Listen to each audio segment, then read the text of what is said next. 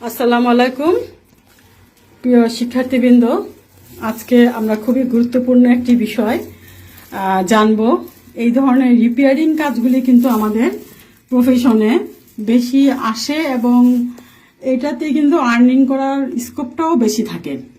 তো এখানে দেখা যাচ্ছে যে একটা ফ্লাশিং ট্যাঙ্ক বা লো ডাউন যেটা বলে, এটা একটা কমোডের সাথে আছে। এখানে এই কমোডটিতে দুটি প্রবলেম।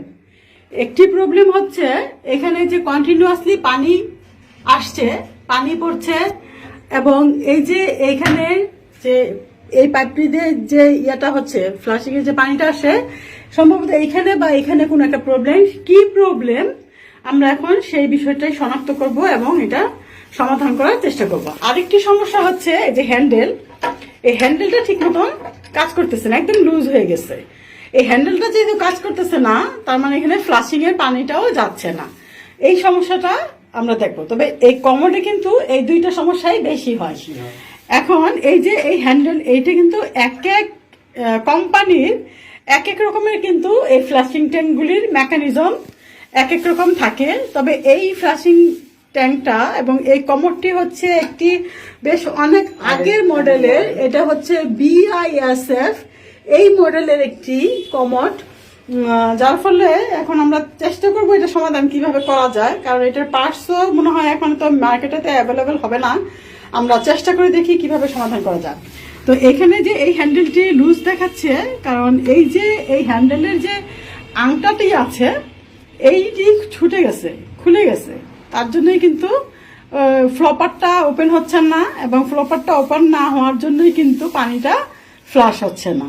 তাহলে আমরা এখন এই বিষয়টা কিভাবে সমাধান করব সেটা আমরা বিস্তারিত এখন দেখবো। আমার সাথে আসছে সুমন আমাদের প্লাম্বিং অ্যান্ড পাইপ ফিটিং ট্রেডের প্লাম্বিং অ্যান্ড পাইপ ফিটিং ট্রেডের ছাত্র, এবং সে এই প্লাম্বিং অ্যান্ড পাইপ ফিটিং এর কাজ শিখে বর্তমানে সে এই এলাকায়, তার নিজের এলাকায় এবং বড় বড় কাজ সে করে থাকে। তো আমরা এই সুমনের আজকে এই কাজটা করবে।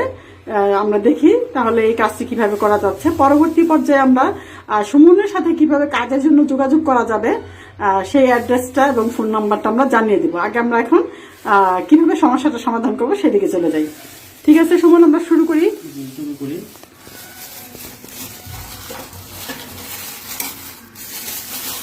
এখানে আমরা প্রথমে আমার মনে হয় যে পানিটা ফ্লাশটা করে স্টোভটা বন্ধ করে দিলে আমাদের কাজ করতে সুবিধা হবে, তাই না? আমরা এখানে কি করি, ফ্লোপারটাকে এখানে ফ্লাশ করে পানিটা ম্যানুয়ালি, এখন যেহেতু এটা অটো এটা কাজ করছে না, সেই ক্ষেত্রে আমাদেরকে এখানে ফ্লোপারটা উঠিয়ে আমাদেরকে পানিটাকে পাস করে দিতে হবে। এখানে কি করলাম আমরা, যে ফ্লোপারটা উঠানো হয়েছে এবং এখানে ফ্লাশ হচ্ছে। তার মানে আমাদের এই মেইন সমস্যাটা আমরা বুঝতে পেরেছি যে আমাদের কোথায় সমস্যা। মানে আমাদের ফ্লোপারটা উঠছে না, যেই আংটার সাথে লাগানো আছে এটা কিন্তু এক এক কোম্পানির এক এক, আমি বলেছি এখানে আংটা দেখা যাচ্ছে, অনেকগুলো চেন আছে, অনেকগুলিতে ও আরো অন্যরকম। আমরা আরেকদিনও একটা বল কাপ নিয়ে আলোচনা করেছি। তো এইখান থেকে পানিটা পাস করে দেওয়াতে আমাদের যে ফ্লোপারটাকে আমরা চেপে ফ্লোপারটা উঠিয়ে আমরা সবটা পানি ফ্লাশ করে দেওয়ার চেষ্টা করছি। এবং এখানে যে এখানে ফ্লুইড বাল্ব, এখন কিন্তু আর এই ফ্লুইড বাল্ব কিন্তু ট্যাঙ্কে, ফ্লাশিং ট্যাঙ্কে দেখা যায় না। এইটার মেকানিজমও কিন্তু চেঞ্জ হয়ে গেছে। আমরা গত যে ফ্লাশিং ট্যাঙ্কটা দেখেছিলাম সেখানে কিন্তু এই ফ্লুইড বাল্বটা এইভাবে ছিল না, সেখানে বলকপটা ফ্লোপারটা ওঠার মেকানিজমটা কিন্তু আবার অন্যরকম ছিল।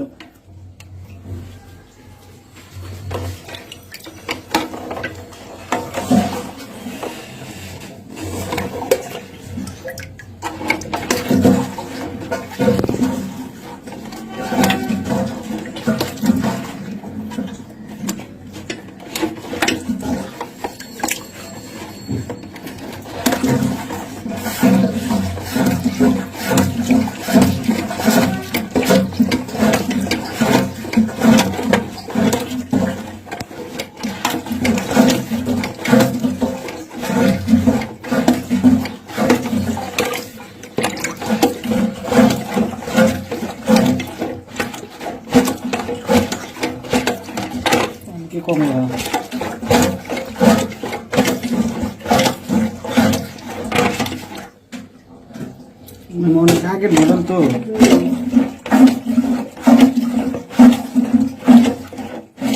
এটা অনেক আগের মডেল, এখন এটা নাট বল্টু খোলার সিস্টেম তো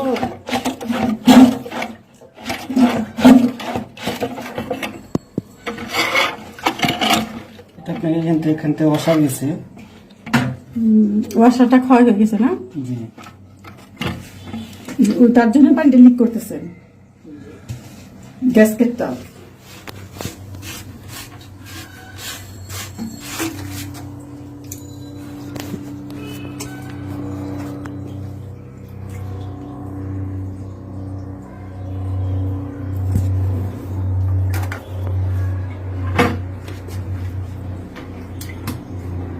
এখানে ওয়াশার আছে, এখানে প্যাচকেট আছে, এখানে এই যে ইয়াটা আছে গ্যাসকেট বা ওয়াশার আছে, সেইখানে প্রবলেম হওয়াতে এটা লিক করতেছে।